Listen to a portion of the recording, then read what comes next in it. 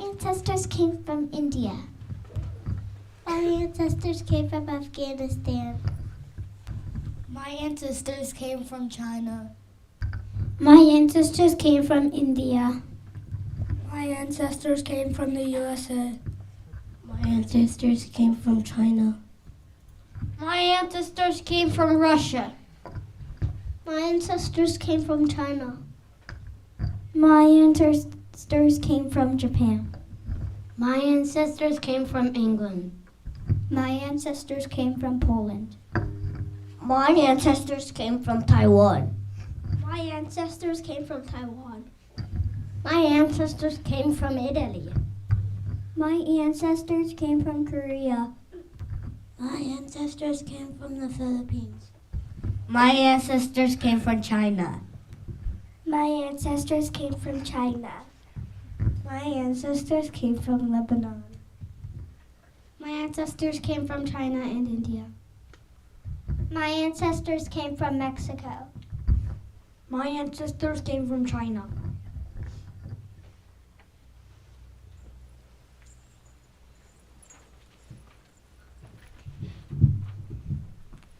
Each student in our second grade class has created a poster that reflects their family, heritage, values, and traditions. We hope you enjoy viewing them. As you can see, our ancestors came from many different countries. Now we understand why America is known as a melting pot of culture, people, and ideas.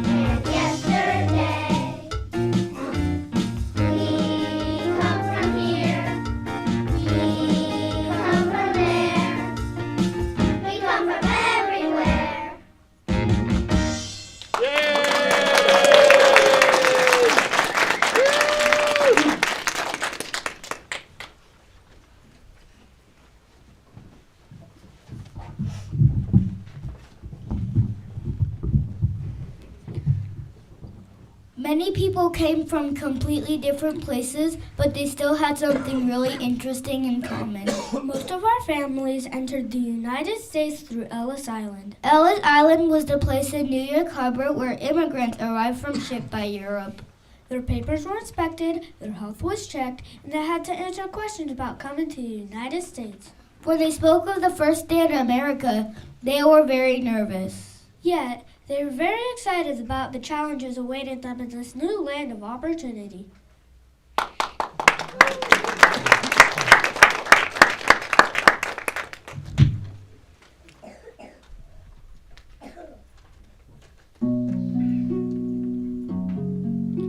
Hello, Ellis Island. Hello, USA. Gonna make this my land. Started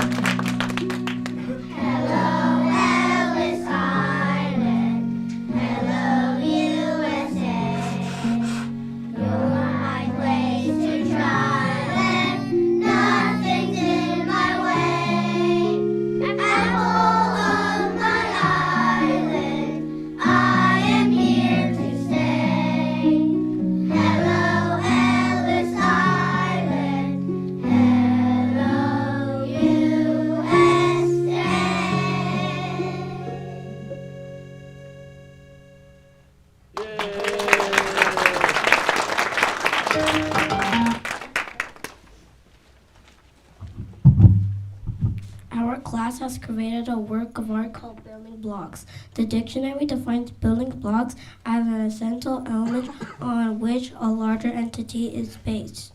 Each one of us is a combination of our heritage, upbringing, and environment.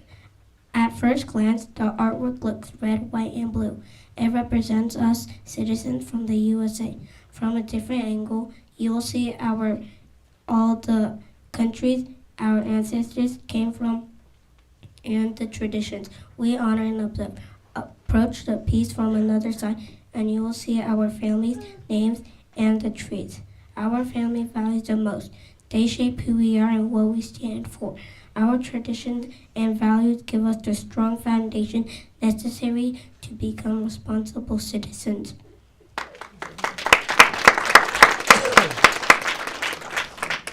The search for freedom and new opportunities were some of the reasons our ancestors left their homelands to come to America. Now let's hear some of those fascinating stories about our ancestors.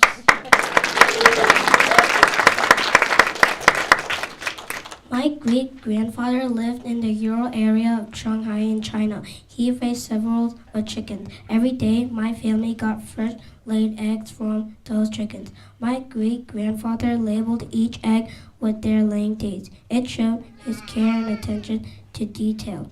The freshly laid eggs felt so warm. Our family used those eggs to cook dishes which were very yummy.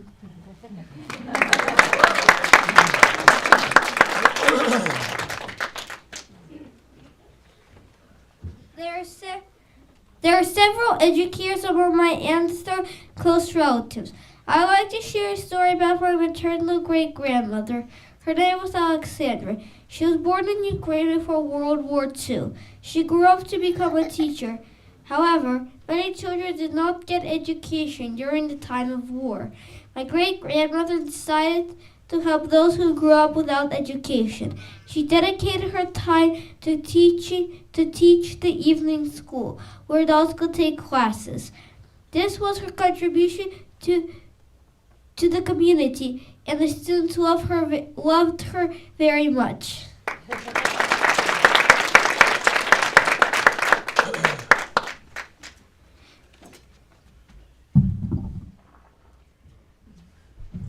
Hi everyone, let me tell you a story about my great-grandfather. After the Qing dynasty collapsed in 1911, China became a republic, and people were finally allowed to move to the northern China. This migration went from Shandong to Hebei during the early 1900s was called Guangdong, which basically meant escaping hardship by going beyond the past. Since Chinese culture values family a lot, this migration was seen as a sad thing. People assumed folks were only leaving their homes because of poverty, war, bandits, high taxes, or famine. Life was tough that time. My great-grandfather Shifu Liu was one of those migrants. He left his hometown Taiyan with the group and basically worked their way to Harbin. It took months, but they made it. Got a job working for the railway and thought he would eventually go back home. But he actually stayed in Harbin for the rest of his life. Lived through Japanese occupation, the Soviet Red Army's liberation of Harbin, and the Chinese Civil War. He even joined the Communist Party in 1948, a year before the establishment of the People's Republic of China. He got married, had 9 kids, and my grandma was the 6th surviving child. My dad always remembers him saying to live in the greatest happiness.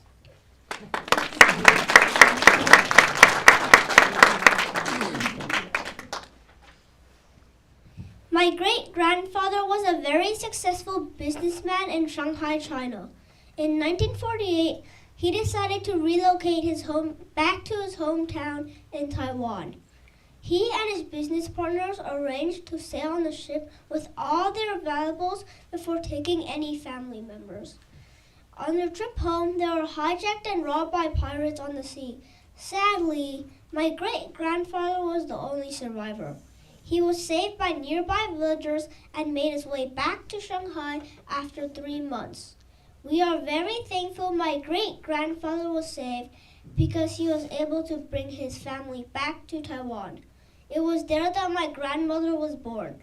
Her name is Jiaxiang, which means sweet hometown, to commemorate the return journey to Taiwan.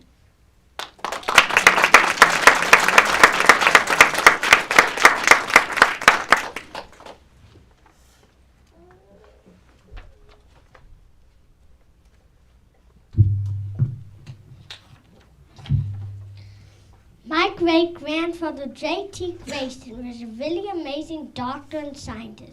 He spent his life studying diseases and trying to help people stay healthy.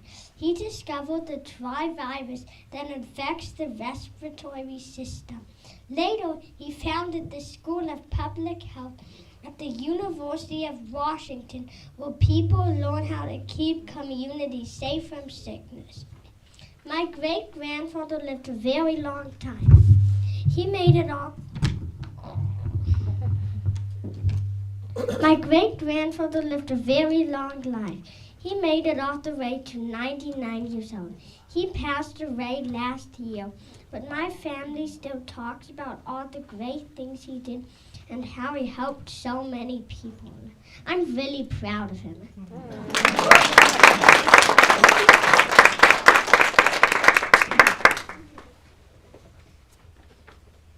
My great-grandmother's name was Young Hae-oh. She was born in South Korea in 1939 and was the oldest of 4 children.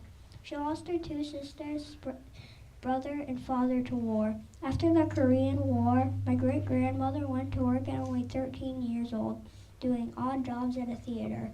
She worked hard and eventually started acting in stage productions. In 1961, she met an American soldier who was stationed in Korea when he accidentally went to the wrong house to visit a friend, and my great-grandmother answered the door. They married in 1962 and moved to the United States. My great-grandmother was excited to come to America to give a better life to her daughter. My family is thankful for the dedication and love of my great-grandma that brought our family to California, where we still live today.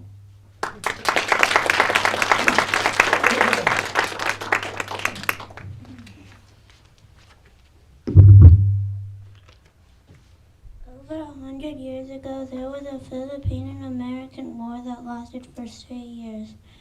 The United States finally took over when my great-great-grandfather, being one of the last generals in the army to surrender. Many Filipinos were being killed, and his mother told him to surrender. I hope I can be as brave and strong as my great-great-grandfather.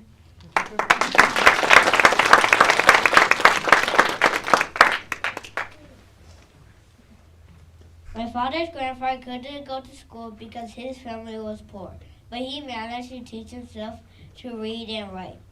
He worked at the bus station in town and single-handedly supported a family of 6 children. After his wife passed away, he donated his house to the church and became the local priest in his village. My mother's grandfather lost his father at a young age and moved with his mother to another village in northern Jiangsu province when she remarried. As a stepchild, he had to defend himself from a young age and joined the military in his teens. Later, he was stationed in Shanghai with the army, eventually settling there and living a happy life. Both of my great-grandfathers had challenging lives, but they worked very hard and made good lives for their families.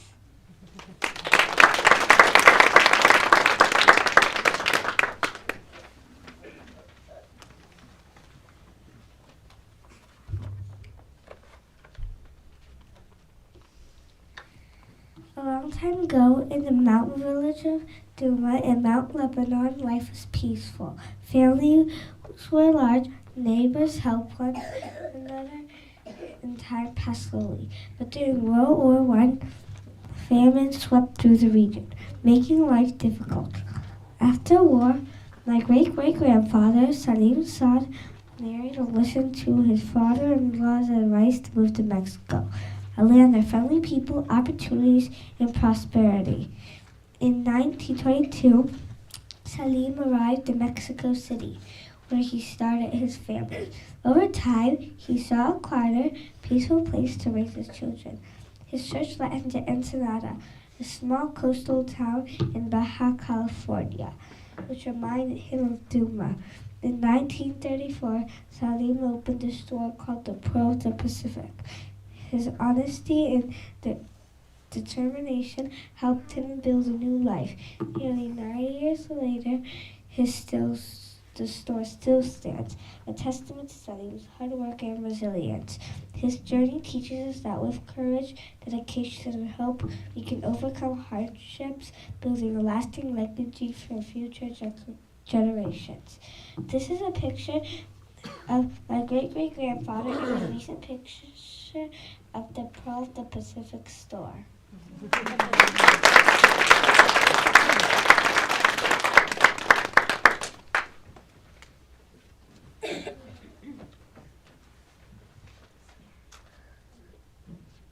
More than 100 years ago, a 25-year woman lost her husband, leaving her to raise 2 young daughters on her own. From that moment, she worked tirelessly, ensuring hardship and bullying, but never giving up.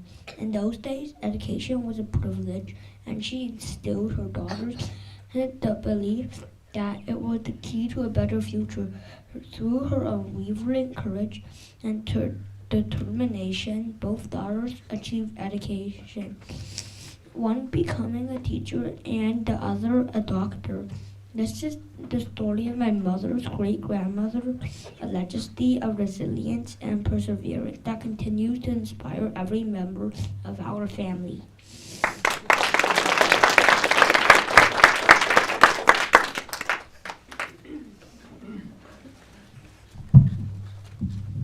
During the last 2 months, we've been asking our parents and grandparents many questions about them, our heritage and family. Some things we wanted to know about them was our family values and traditions that have been passed down from generation to generation. Even though we came from many different countries and backgrounds, we discovered that we share many of the same values. An heirloom is a valuable object that has stayed with the family for several generations. Please listen to these lyrics by Amy Grant about what an heirloom really is.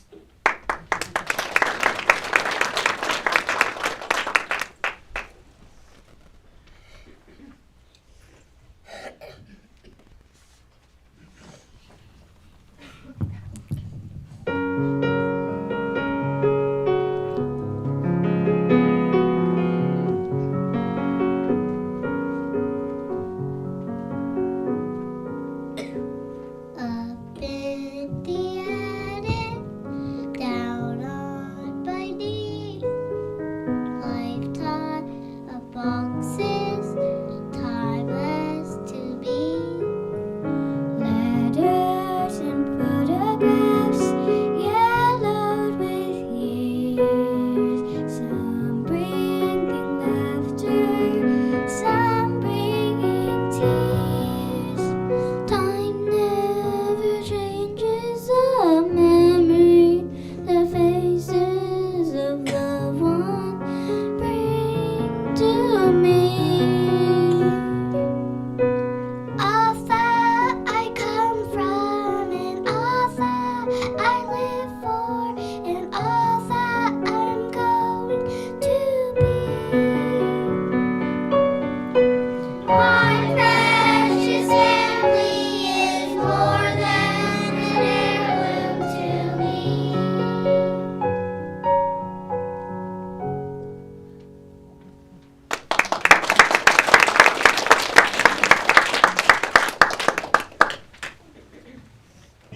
Many of us have priceless heirlooms to share with you today.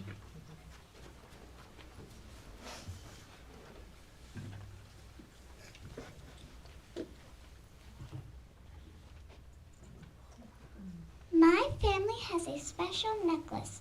My grandmother wore it when she got married. She got the necklace from her mom, my great-grandmother. In Indian weddings, women wear big gold necklaces because gold is special. It is linked to Lakshmi, the goddess of wealth and good luck. People believe wearing gold brings her blessings for a happy marriage. This is the necklace my grandma wore, and someday I can wear it too.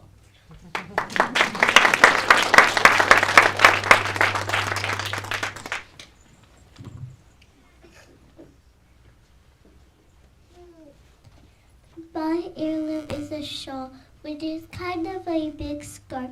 It's been in my family for many years. First, my great-grandma had it, then she gave it to my grandma. The shawl was used in two weddings, my great-grandma's wedding and my grandma's wedding. There's a special part of the Afghan wedding called the mirror ceremony, where the husband and wife sees each other in the mirror and the shawl is used over them.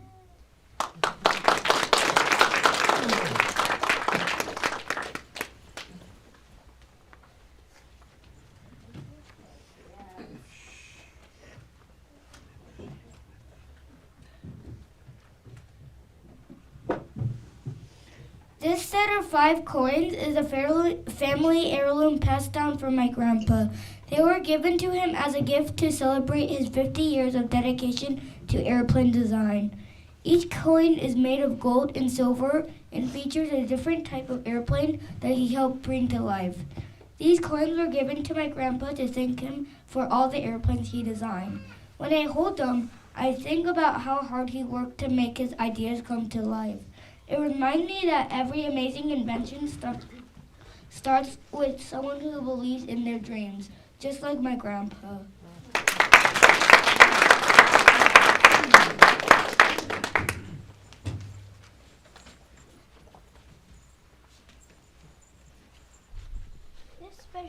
This special spoon belongs to my great-grandpa on my mom's side. His name is Raja Gopalan. He carved right on it. He got it as a gift from his dad at his wedding. The spoon has been passed down through the family from my great-grandpa to his 3 daughters and then to their children. Even all of my cousins have used it. Now my little brother, who's the youngest on my mom's side, is using it. The spoon looks really cool and it has a unique design.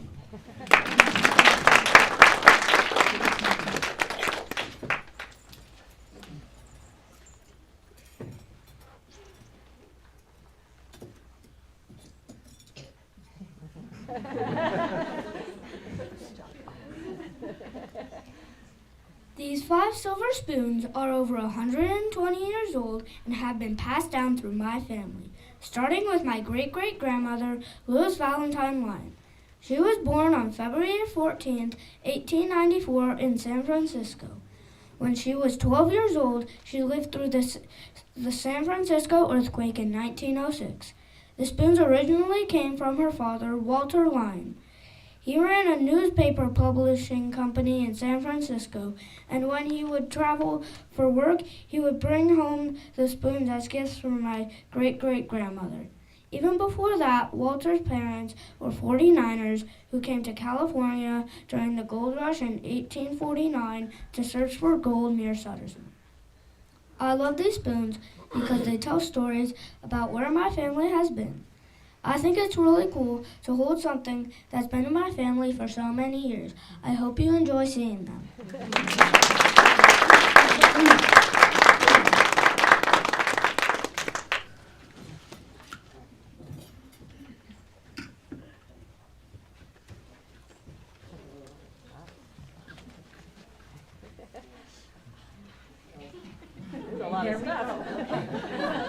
This school bag belonged to my great-great-grandmother, Mabel Idy.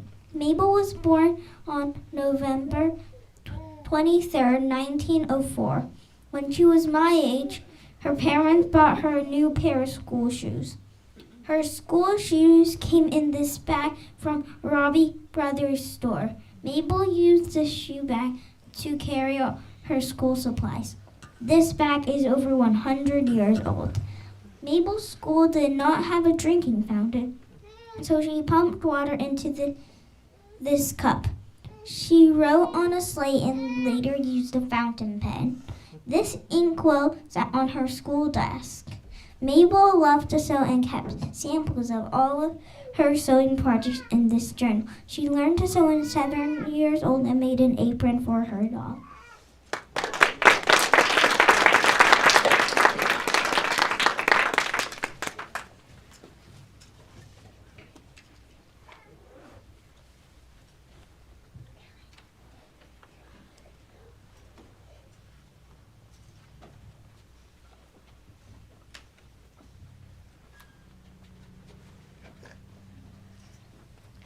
Hello. Today I will share a family heirloom from my great-great-grandma Ellen, who lived in Macclesfield in England.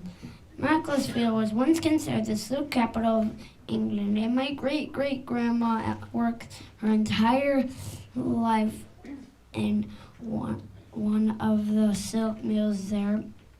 In the mill where she worked, they used looms to generate luxurious silk fabrics to sell internationally. And the silk fabric was famously used to make parachutes for the British Army in World War II. The mill would also weave silk pictures of the beautiful scenery around Macclesfield, and every year at Christmas, the mill would give its employees one of these silk pictures as a present. This picture was made in 1961 and is a scene from old Macclesfield. In recent years, one of the silk mills was restored and turned into a museum. I hope to be able to visit it one day and see with my family and see where my great-great-grandma Ellen worked.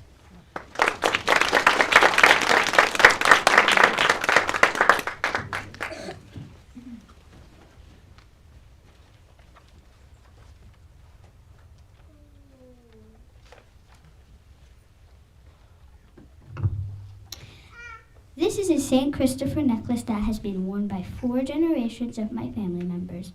Most notably, it was worn through World War I and World War II. In fact, the necklace is so worn that you can no longer tell it is a St. Christopher pendant.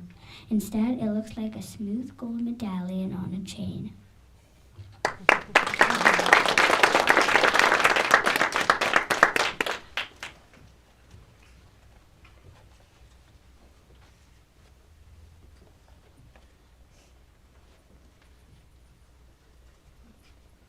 This jade pendant was originally gifted to my great-great-grandma on her wedding day. She passed it down to my great-grandma, who then gave it to my grandma. My grandma later gave it to my mom, and now it will be passed on to me. My mom told me that this is a magical jade pendant that holds our big family together. At the initial glance, the pendant looks like an ordinary rounded shape. But if you look carefully, you will notice the rounded shape is the result of 2 fish coming together. It was a blessing to my great-grandmother on her wedding day from my great-grandfather's family. In Taiwanese culture, 2 fish represent unity, abundance, and harmony. The double fish is considered a protective symbol that brings good fortune and luck to descendants. This pendant has been passed on to the next generation on their wedding day to welcome the newly joined family, celebrating the unity of 2 families and blessing from my ancestors. I will carry on the tradition and heirloom of our family when I grow up. I will share stories that I was told from my grandparents and my parents and acts of my own too.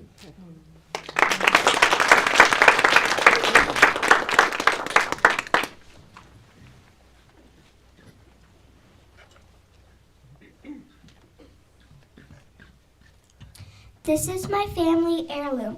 It is a gold ring passed down from my great-grandmother on my dad's side. The ring has an old-style design with a square surface. On the surface, there are Chinese characters that mean prosperity. It shows a good wish for my family to have long lives and success for many generations. I think it's very special because it connects me to my family's history and the values they cared about.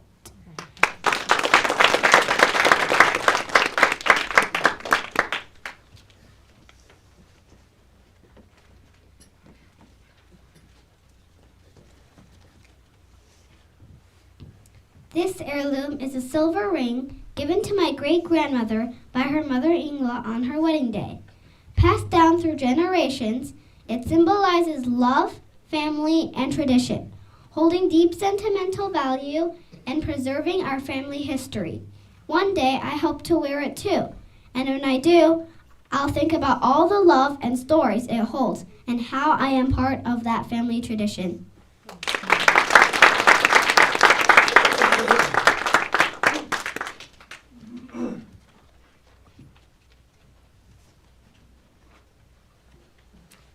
For our ancestry product, I wanted to find something special about my family. While searching through old boxes of my dad's moms who died, I found a really old piece of paper from 1912. My dad had never seen this before. After looking it up, we realized it was a baptism certificate. It belonged to my great-grandma on my dad's father's side. This discovery was extra special because my dad's father passed away when he was only 2 years old in Mexico. My dad didn't grow up knowing much about his father's side of the family. So this paper was like a missing puzzle piece connecting us to them. Now my dad and I are excited to do research to see what else we can learn about our heritage.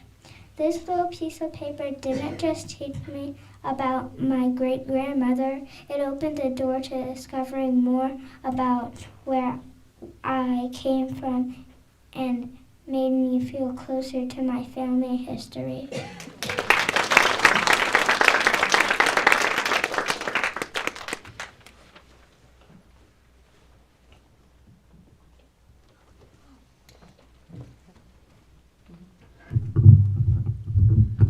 Although our ancestors have come from many different places, we are all proud to be American.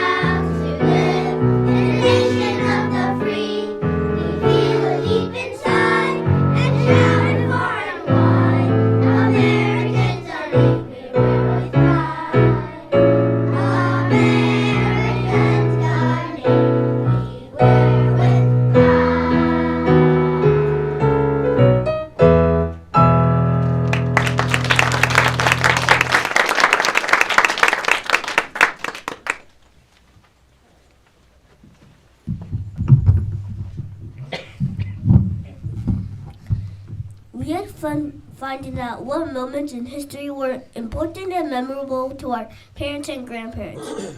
Many of our grandparents said that the world events that greatly affected their lives were the beginning of the Cold War, the Civil Rights Movement, the first man on the moon, and the Vietnam War. Most of our parents said the most important world events in their lives were the fall of the Berlin Wall, September 11th, the launch of the World Wide Web, and the rise of MTV. Even though our ancestors came from many different places, we are still lucky to live in this great land of America. Listen to how this land belongs to you and me.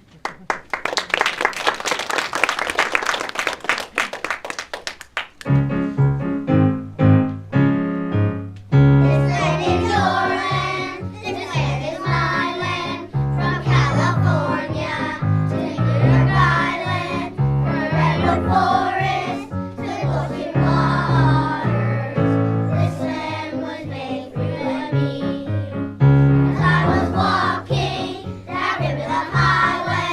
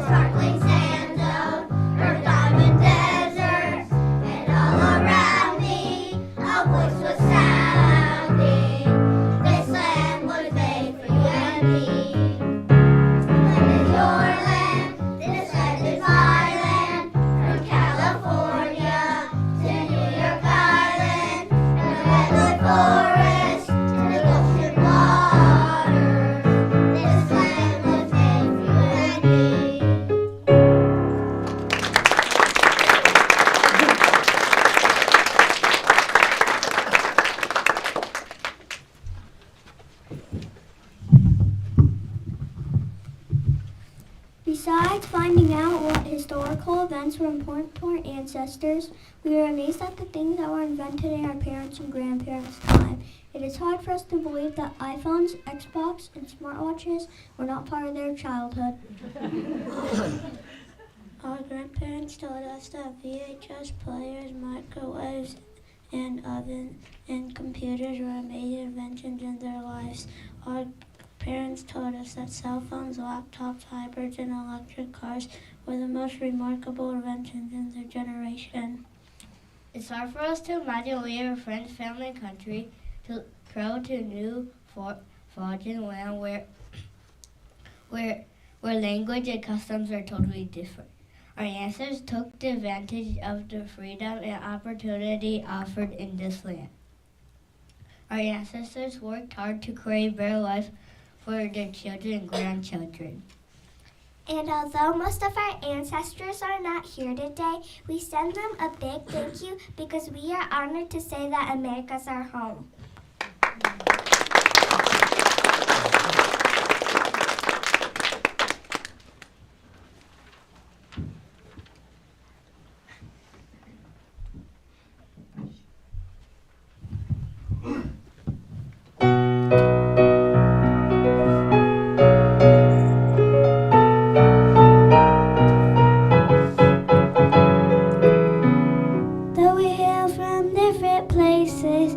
Different names and different faces, we're really not as different as we seem. 'Cause we can all stand proud and tall, we're free to be anything at all, and no one's gonna take away our dreams. America's our home, it belongs to you and me. Let's make this land we love a land of peace and harmony. From the cities, farms, and fields to the mountains high above, America's our home, and it's a country that we love.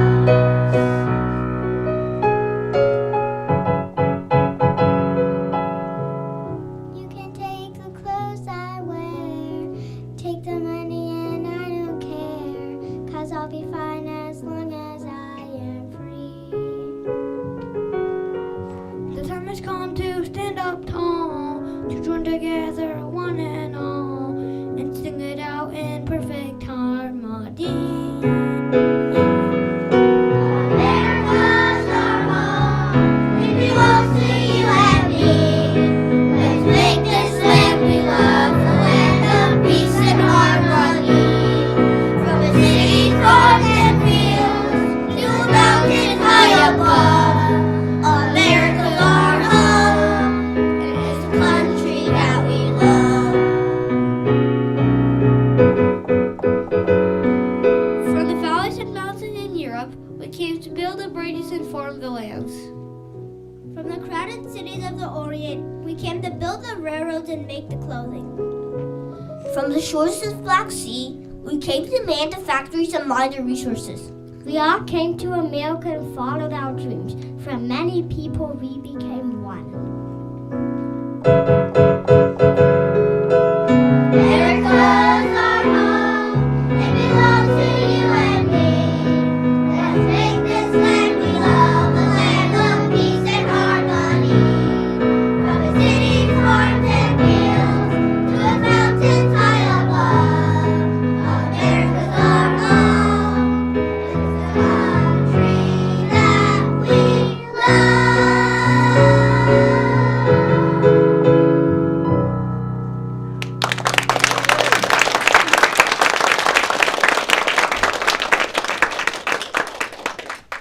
Oh my goodness. Wow. Bravo, second grade. Are they not amazing?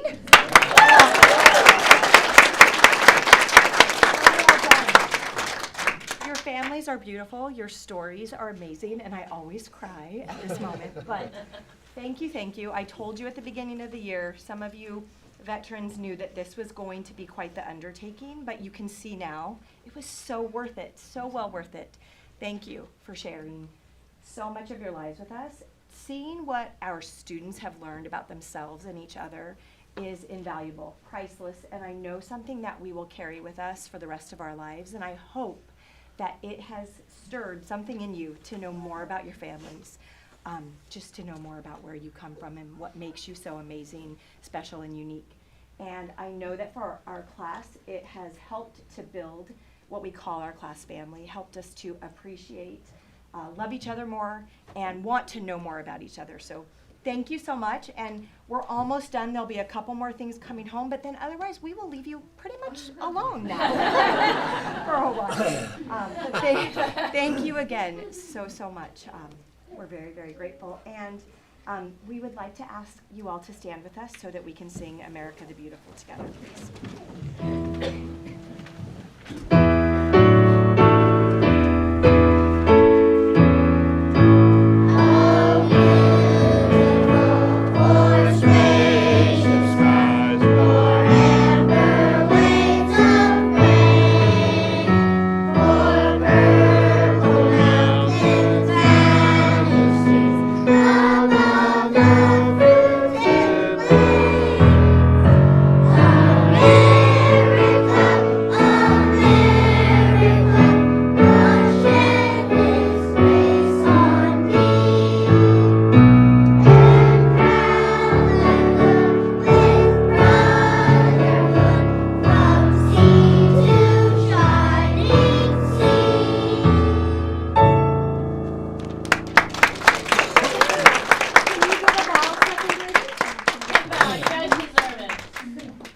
Wonderful. Thank you all for being here. This is such a special and unique show because every year it's different depending on the kids and their family background, and it is so wonderful to be able to see how all the places that we're from and all the stories and everything that we give to one another. So thank you all for being here. Thank you for working hard. I know I started this like 20-something years ago when I was teaching second grade, and it's been a great show ever since. I want to thank Mr. Sanchez over here for all the work putting together a beautiful show for us. Mrs. Hancock and Mrs. Colley have been working diligently with the kids for the last couple of months, so we know that you helped us out as well. And Mr. Spurgis, thank you for all the music and putting it together. So you did a wonderful job as well. So thank you all for being here, and let's give them another huge round of applause. I'm so proud of them.